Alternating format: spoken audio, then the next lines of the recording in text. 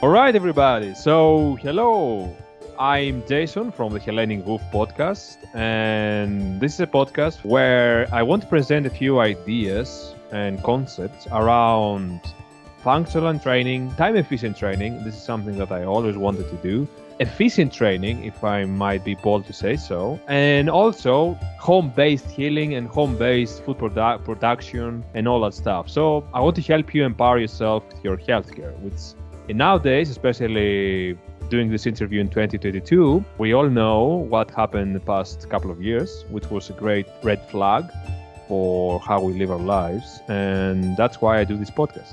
That's why also it's a great day today because I'm interviewing a man that I'm honored that he came by to present his ideas again here. Without further ado, Dr. McGuff, thanks for coming on the podcast.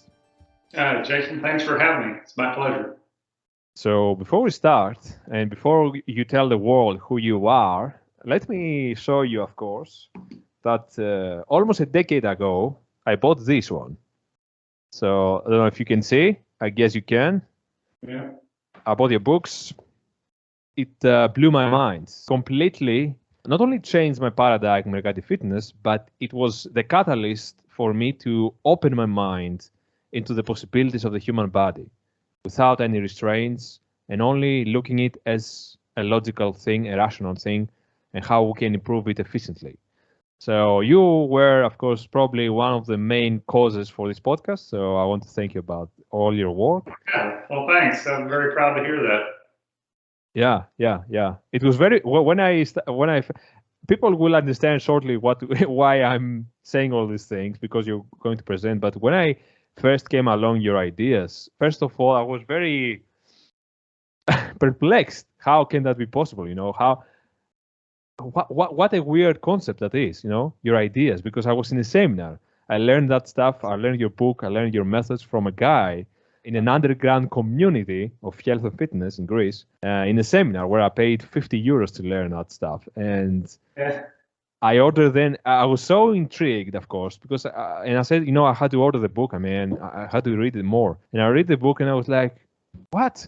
And then, of course, I was more intrigued and I went on and did the exercise. And of course, it had some good results, to be honest. And I had a few questions about it, but it works. So, who are you, Dr. McGuff? Who are you? What's your work? Let us know a little bit about yourself.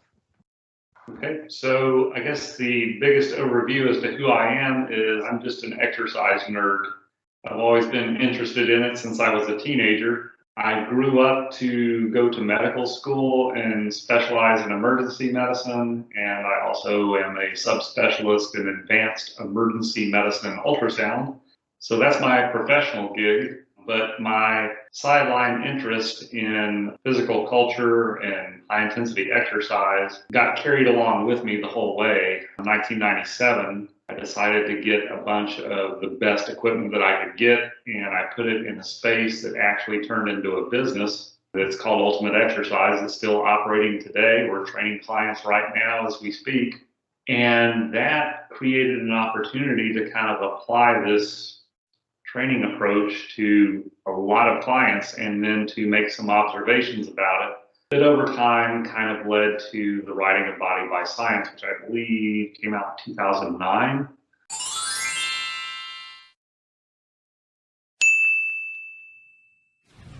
I originally got interested in high intensity strength training in the 1970s. I was about 14 years old. I was racing in a new sport called bicycle motocross. It's now in the Olympics. It's a short sprint race off jumps and obstacles, things like that. I was actually out training the high school running track, doing sprints on my bike. I saw a middle-aged gentleman that was very muscular and impressive appearance, and I just struck up a conversation with him. It turned out that he actually had just opened a Nautilus gym. And Nautilus was equipment invented by Arthur Jones, who is kind of the father of the high intensity approach to exercise. I visited this guy's gym, was totally blown away by what I saw there. No way I could afford it, but I did manage to barter my janitorial skills for a membership in this place, and I started training in that style, and that was when I really took off as a competitive bicycle racer, and that's what really got me hooked on it, because it took me from someone that was very low level in the sport to someone that was fairly high level in the sport in a very short amount of time. The results from that were the closest thing to magic that I have ever experienced in my life up until that point or since that time. I mean, it was really impressive. So that's kind of what's driven me along the way in this interest.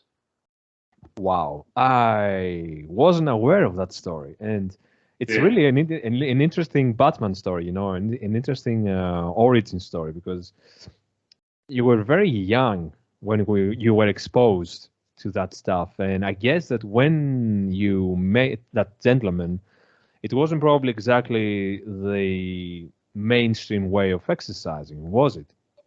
No. Now, Nautilus gained enormous popularity in the mid to late 70s, early 80s for a few reasons. One is that the equipment just looks so different than anything that had ever been seen before. And two is because it just really worked. And I think people were used to doing exercise in a way where just a small subset of people seemed to produce any sort of results. And I think Arthur Jones was probably the first man that approached exercise from a first principles basis and actually understood that exercise really didn't directly cause anything to happen in the body, but instead exercise was actually a stimulus. It was a threat to the body, and the body, having received the stimulus, would make this adaptation to exercise, but it actually required that there be a relationship between the dose of the exercise and the body's response, and that there had to be some time in between for that to happen. And when he systematized that approach, all of a sudden a much broader swatch of the population actually was experiencing results from exercise that they had not before.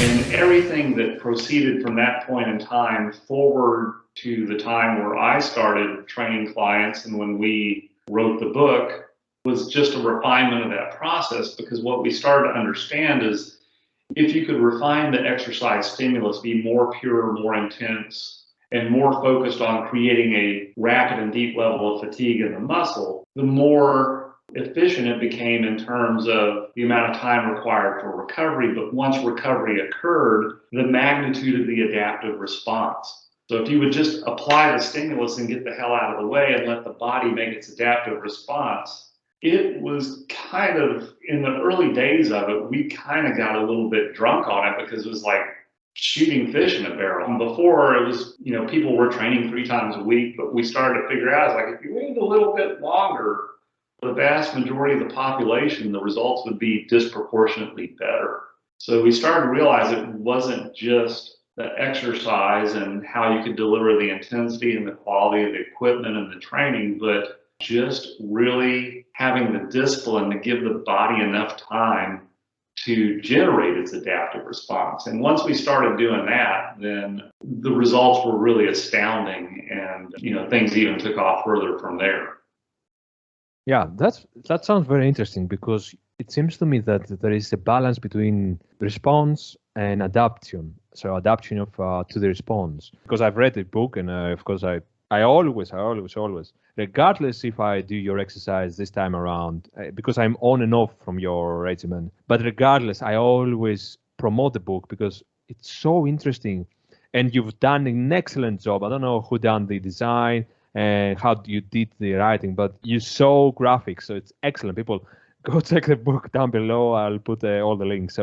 But I want to ask you, before we go into the specifics of the exercise that you can tell to people, do you believe, Dr. McGuff, that if, for example, I had technology to improve my adaptive, my body's response, to sleep much better, to have a perfect sleep, to have a perfect diet, perfect healing, could I possibly become more frequently with my exercise, do more frequently instead of 1 time per week, do twice? Do you believe that that's even possible, or is that's a vain attempt? Within reason.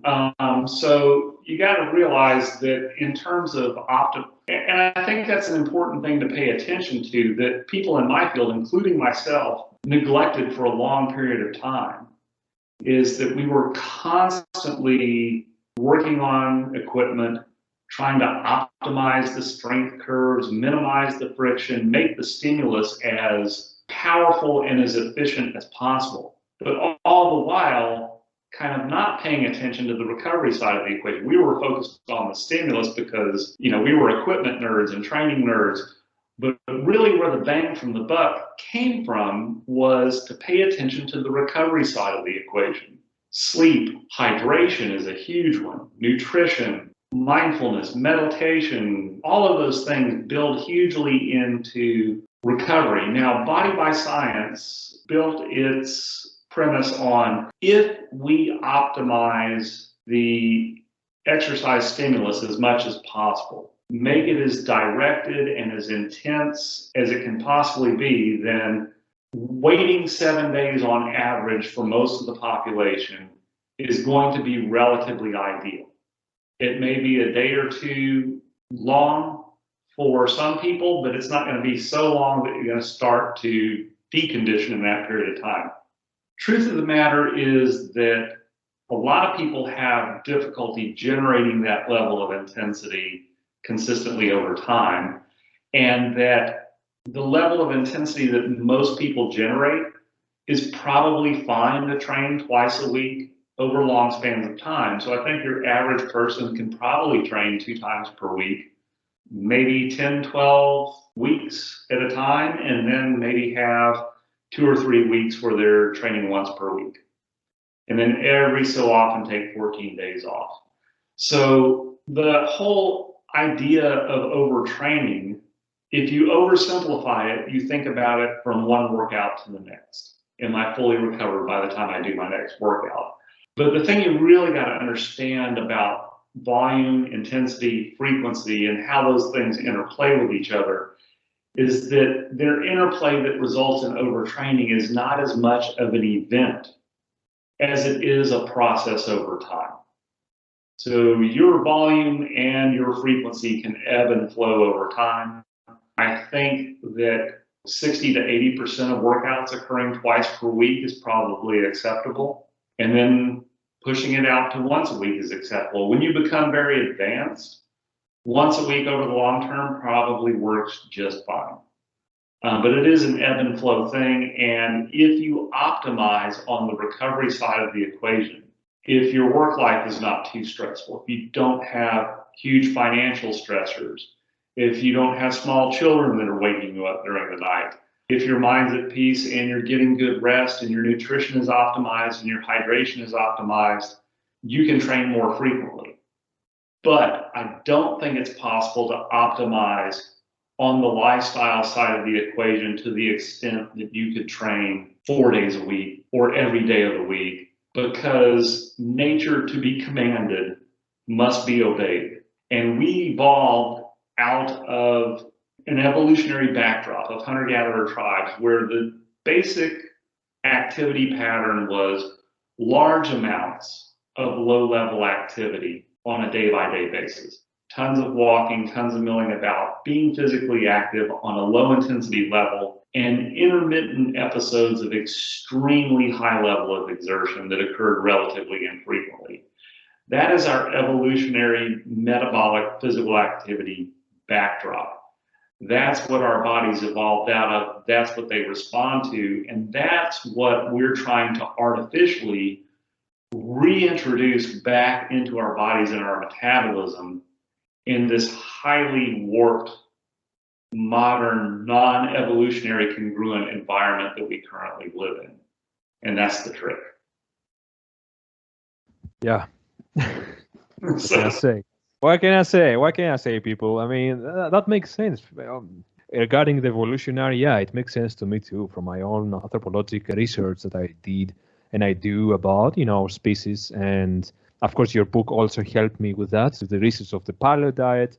What's interesting, though, is you say that you more or less you want to obey nature in order to control it.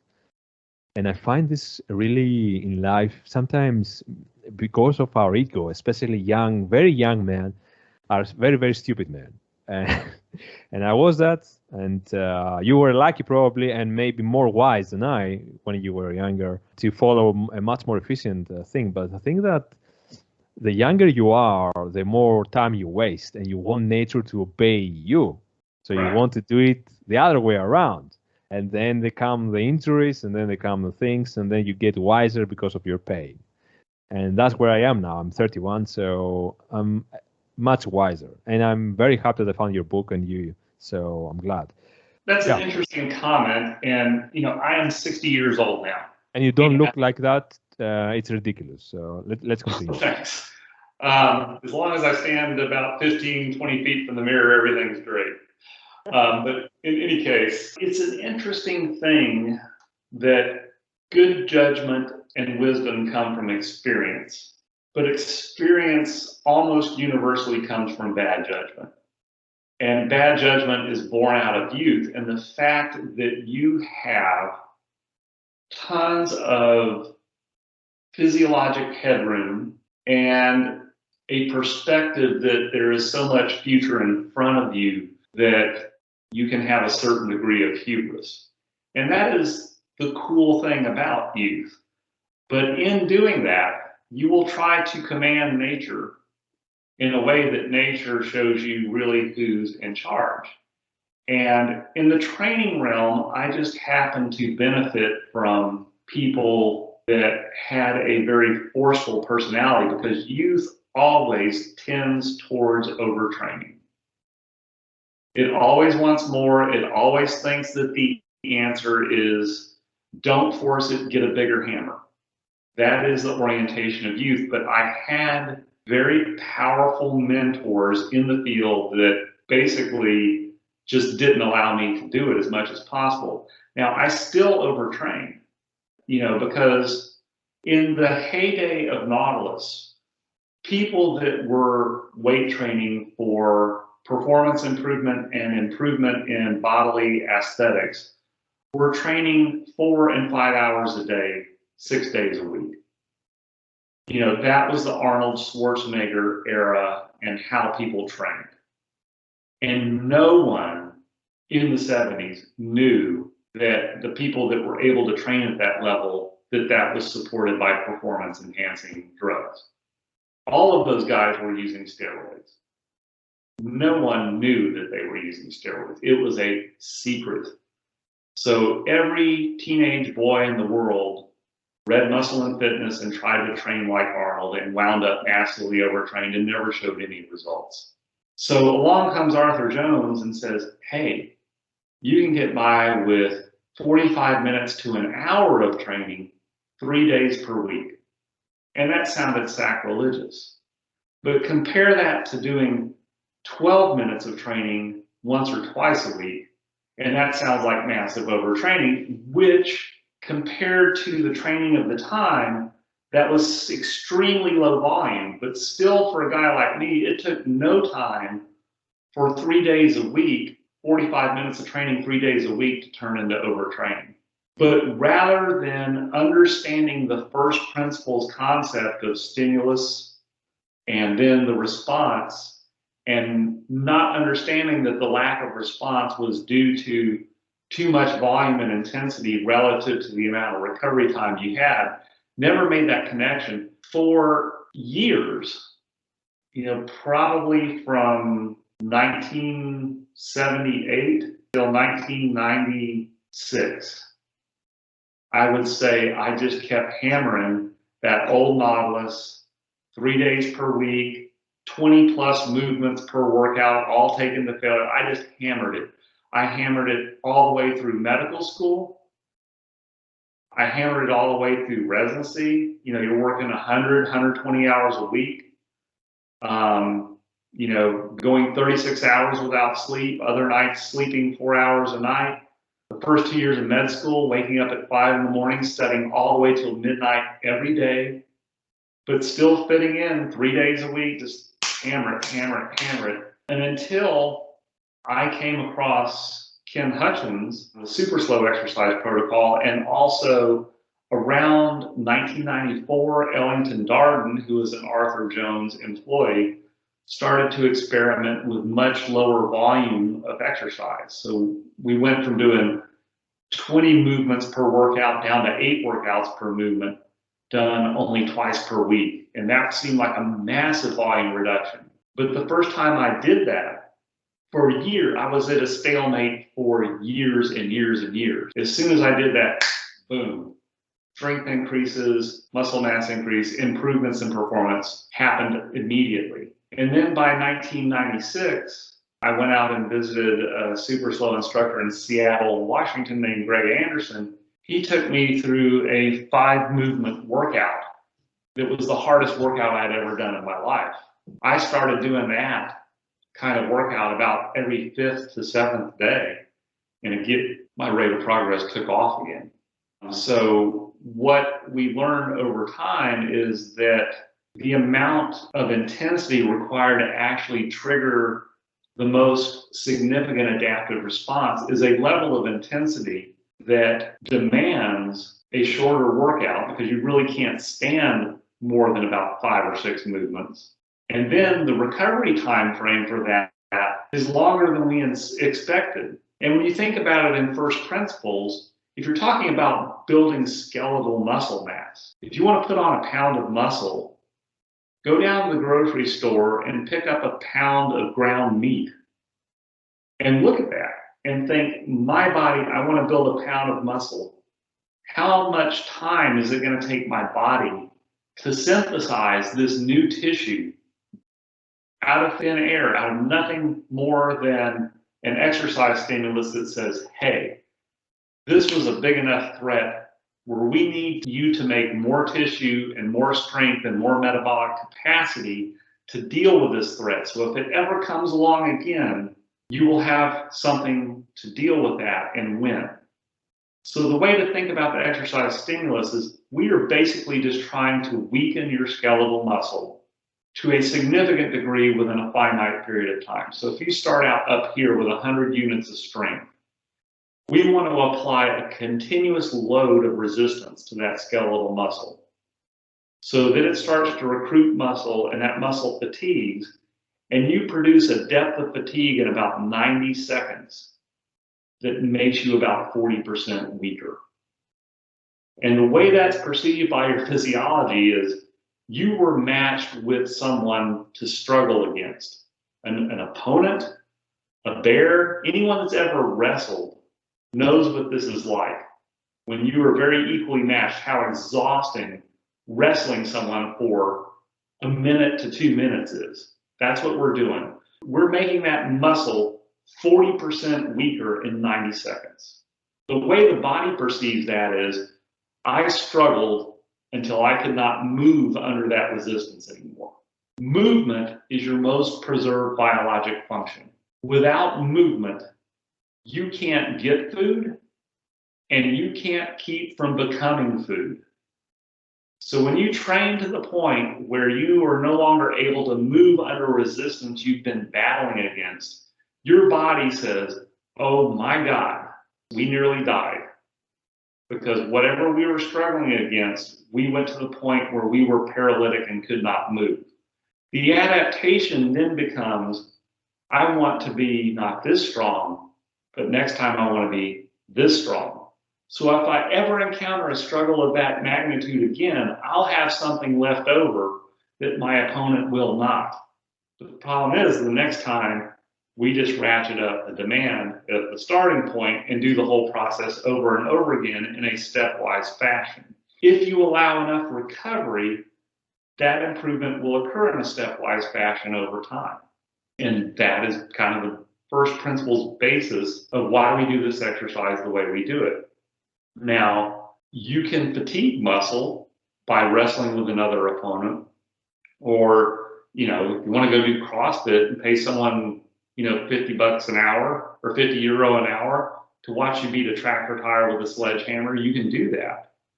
But what we're trying to do with equipment that's really focused on loading the musculature directly is we're trying to get that as a direct and deliberate mechanism of loading the muscle, rather than an indirect and coincidental mechanism of loading muscle that results in a lot of forces and a lot of risk for injury. There's a way of getting that level of fatigue that does not put you in vulnerable joint angles and does not expose you to excessive forces that are going to get you injured. And that was why when I was walking around that track and ran into that gentleman that owned the Nautilus gym was the luckiest day of my life, because it got me into a training paradigm that focused on first principles and realized you got to align the resistance with muscle and joint function and do this in a way that does not result in vulnerable joint angles, excessive forces, or things that are going to cause injury. Because I have had a 40, 50-year training career in which I was able to keep myself in good condition, protect myself against illness and injury, but do it in a way where I've never had a training-related injury as a result of this kind of training. My facility where we train clients has been open since 1997. We're doing 100 to 120 workouts a week. We have never injured a client.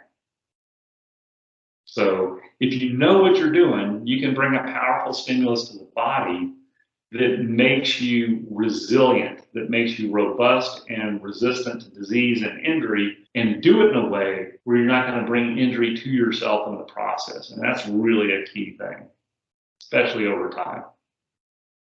Yeah, that's great to hear. I mean, injury prevention is a great thing for people that are injured.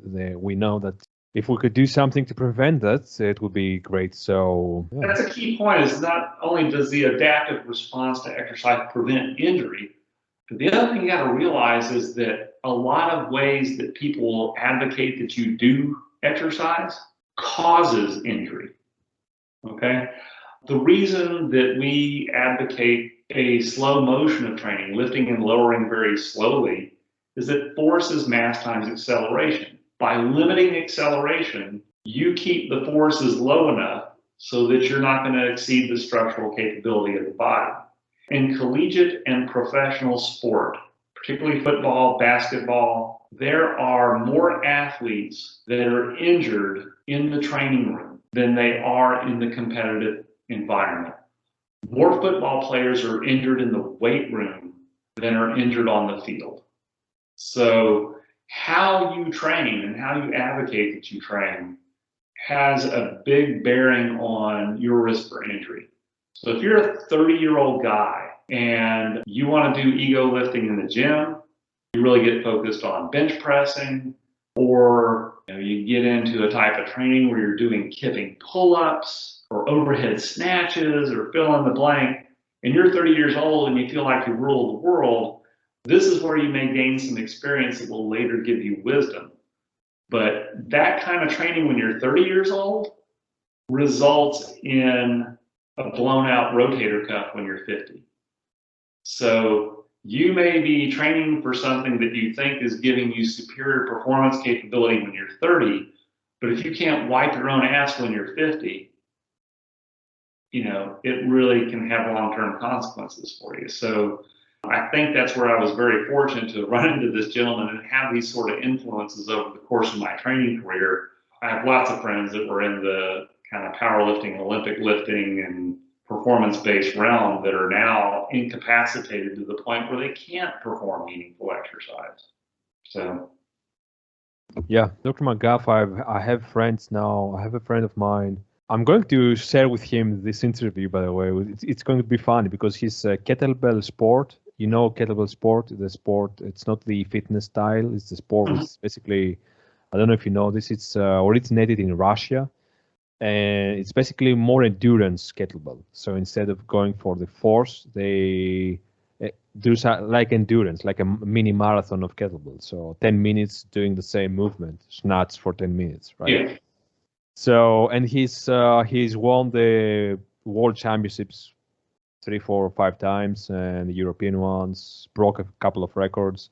And he's a good friend of mine. He's Greek, half Russian, and he's into that style. And I remember talking with him about your training methods and the philosophy of and he was taking a little bit aback, because he's used to that effort, ta ta ta. And I had yesterday, and I'll tell you this also, and you can tell the people the exercise that you do basically. But I had yesterday an interview with a European champion of canoe kayak, a Hungarian, and he basically we talked about injuries. You know, many people think that really champions and elite athletes are injury free or they are getting perfect and they have all the knowledge of the world. But funny thing is that many of them are actually suffering from injuries, Yeah. capacitating injury. Yeah. So those sort of conversations are always difficult, and I kind of give up on them. People just got to figure it out for themselves. But what I will say is, so that I'm familiar with kettlebell training. I'm not familiar with it as a sport, as a competitive type thing. But what I would ask is, most sports have age categories. Even BMX racing today, something that I started as a teenager back in the 1970s, today it's a very big sport, and it has all age categories. You can go to a national competitive event and they have, a 65 and over class. They have all age categories. Like the masters one, right? It's like Right. the masters category. So in this fledgling sport of kettlebell sport, I'd like to ask, what's the 65 and over class look like? Or is there even one? I'll ask. Okay. Look into Olympic lifting. Find out how many Olympic lifters have done Olympic lifting as a lifetime sport. Now, there's some older CrossFitters. There's some CrossFitters that started CrossFitting in their 60s and 70s that are older. I don't think there's going to be anyone that started CrossFit in their 20s or 30s that are doing it in their 50s, 60s, and 70s. If you're doing anything repetitively that is a weighted overhand movement where you're going to accumulate fatigue. So your rotator cuff in your shoulder is 4 tiny muscles that are meant to be stabilizers of the joint. They ride underneath the acromion process, which is the roof-like structure that comes off your shoulder blades. They're riding underneath it. So by the time, if you take your hands like this and start to raise them, you will feel at about 30 to 45 degrees up, you will feel everything bind. That's because those rotator cuff tendons are trapped underneath that bony roof. So if you repetitively bring something overhead and you have a heavy object in your hand on the end of a long lever, remember Archimedes' lever said, if you give me a lever long enough and a place to stand, I will move the world. Well, this is the world, and that long lever with a heavy weight on the end is creating a huge force that this was never intended to experience. But the human shoulder was an evolutionary adaptation that allowed us to develop a big brain. But our shoulder rides much lower on the torso than it does on a chimpanzee. An adult male chimpanzee is at least 4 to 5 times as strong as an adult male human. But it can only throw an object as hard as a 12-year-old girl. We can throw much, much harder because we have this cam-shaped head to our humerus bone and these big muscles, our deltoid, our pectoralis, and our latissimus, all surrounding the shoulder joint. So we can load up this cam like cocking a rifle or loading a compound bow and then release it. And we can be very powerful throwers. And hunter-gatherers invented an atlatl, which is a reciprocal cam of our shoulder joint that helps to throw a spear with more force and mechanically cancels out the forces that are reflected onto the shoulder joint. That's how we evolved. But what we didn't evolve to do was do that repetitively over and over again with a heavy load at the end of our arm that will fatigue out the more superficial muscles that move that joint. The deltoid, the pectoralis, the latissimus, the teres minor, those fatigue out. And once you fatigue them out, you now have this heavy object at the end of a long lever reflecting onto a vulnerable joint. And now the big superficial muscles are fatigued out. And guess what? All of a sudden, that huge force gets transmitted onto these tiny little muscles. Your supraspinatus, your infraspinatus, your subscapularis, your teres minor. The four components of the rotator cuff that are just meant to hold the ball into the socket now become the thing that bears the burden of this massive weight on the end of a long lever. And it's not a matter of if you're going to get injured, it's a matter of when. And, you know, you kind of got, I think the thing is if this is a sport, then you say, fine, all sports have a risk of injury. You know, football, concussions, bike racing, you know, broken bones, broken collarbones, concussion, that comes with the territory. But if you're doing physical training to improve your physical capacity and to protect yourself against injury, you should be using a modality that does not exceed the injury risk of the sport that you're training for. You should be using a modality that is never going to harm you, but is going to produce increased physical capacity to improve the performance in your sport and to protect yourself from the injuries of the sport. So I'd say if you want to be an Olympic lifter, if you want to compete in CrossFit, if you want to do the kettlebell sport, fine, but understand the injury risks of those sports, but then use a training modality that's logical, that's going to give you the protective strength that you need without exposing you to additional injury risk, and then go and do that sport. So what I'd say to your kettlebell friend is like, okay, acknowledge the risks. Don't think that this is anything that's going to protect you from injury. And if you want to do this sport, maybe you should do this other type of training to build the capacity to protect you of the injury risk of that activity. Great. I'll let him know. All right. I know, of course. Steel, and then yeah, the world's full of people that hate me. So it's kettlebell people hate me, but you know. Yeah, it's a hard message to really digest, and my opinion and my stance in life, especially regarding fitness and health, is that I want to, and I know that you are differentiating them from your book. I know that. So my stance, though, is that a man and a woman, have to be informed, and they have to do an informed decision on what they do. And that's all that matters from my point of view. And if you get the information, you can do it with it, whatever you want. If you don't want to accept it or at least explore it, that's fine, but at least you are informed. I try to inform people. And everything has a risk-benefit ratio. Yeah.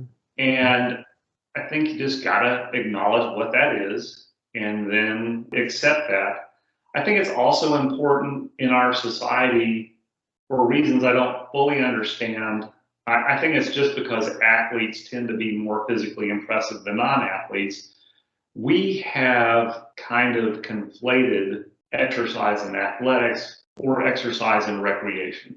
And when I tell you, if you want to exercise for physiologic improvement, you need to think of exercise as a logical process of stimulating a physiologic adaptation in a way that minimizes a risk for injury, as opposed to recreation, which is something that may have a significantly physical component to it that relies on physical performance, that has varying degrees of risk of injury. But keep those two separate in your mind and realize that your physical training and your skill training for a particular sport are two separate things and need to be kept separate.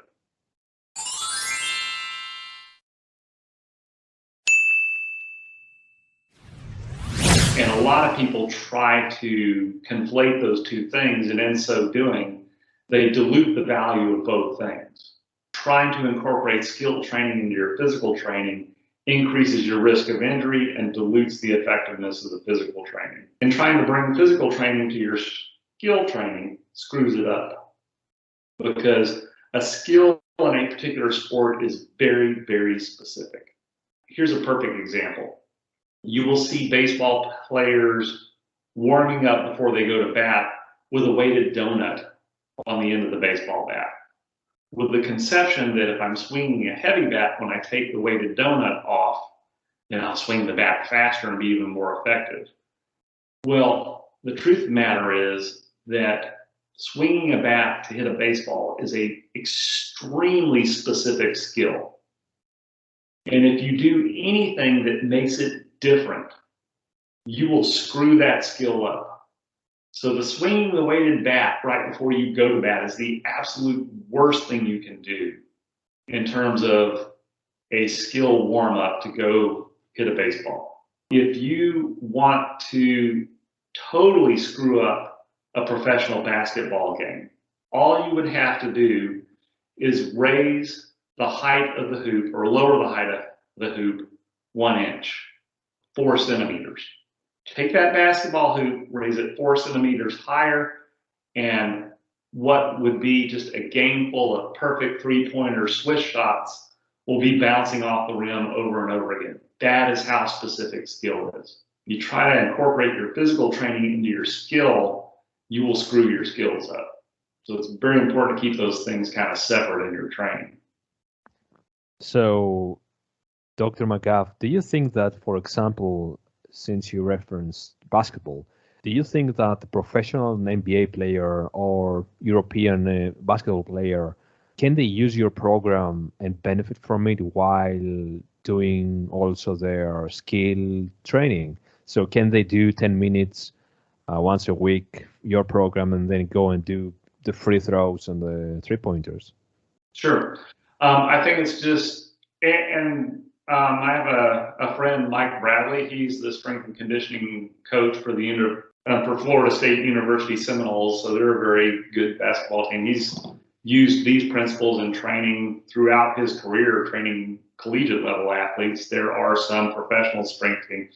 So yes, they've used this very successfully. The important thing is that I would not take a particular skill training session and do it in the immediate period after high intensity training, because you're going to be fatigued to a point where it will erode your skills and make you develop an entirely different motor pathway for that skill based on that fatigue. So I would certainly allow enough recovery, and that's the thing, is that the physical training is to increase your physical capacity, but you got to keep that separate and distinct from your skill training.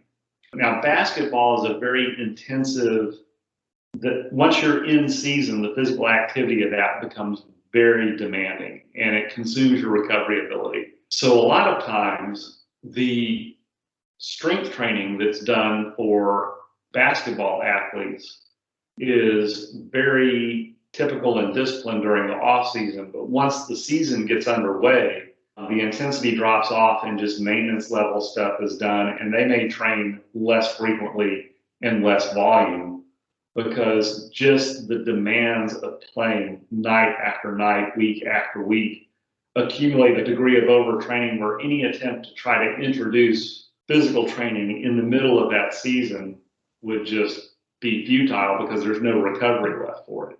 There are certain sports that are like that have a volume of games, baseball in season, basketball in season, football in season, it's a once a week kind of thing. So, but even once you get in season football training, the volume and intensity does out of necessity have to drop some because just the playing of the sport consumes so much recovery that you just got to be careful with the application of the strength training when you're in season.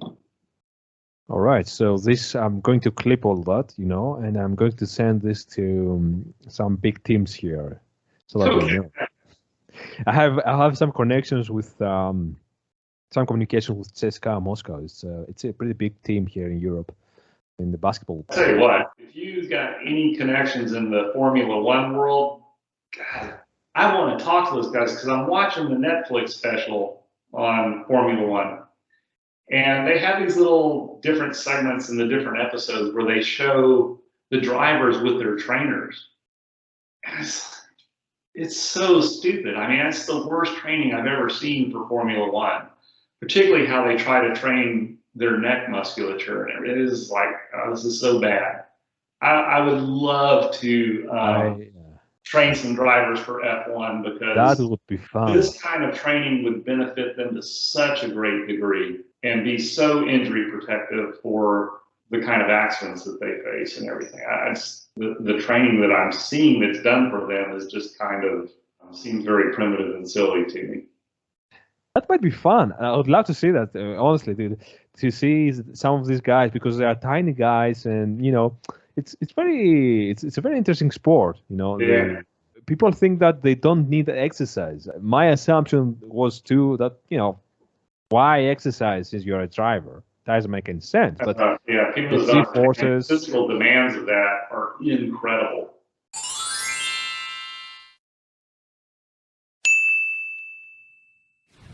And when you think about just the weight of everything on your body, when they hit the apex of a corner, you're getting multiple G's. Your 15-pound head now weighs 80 to 100 pounds. Your arms out in front of you driving and your shoulder girdle holding that up under the effects of acceleration. The weight is out, and the fatigue associated with that is just off the chain. So the ability to have both muscular and metabolic capacity, and for people that don't have the genetics for building a lot of muscle mass, which by definition are Formula One drivers, this kind of training can produce a strength to weight ratio that is astounding. So you can put a lot of strength on someone of that phenotype without adding a significant degree of mass to their frame, which is very important for making weight within the vehicle. They generally don't want anyone weighing much over 140, 160 pounds, And then just the whole neck strengthening protocol that they're using looks ridiculous to me.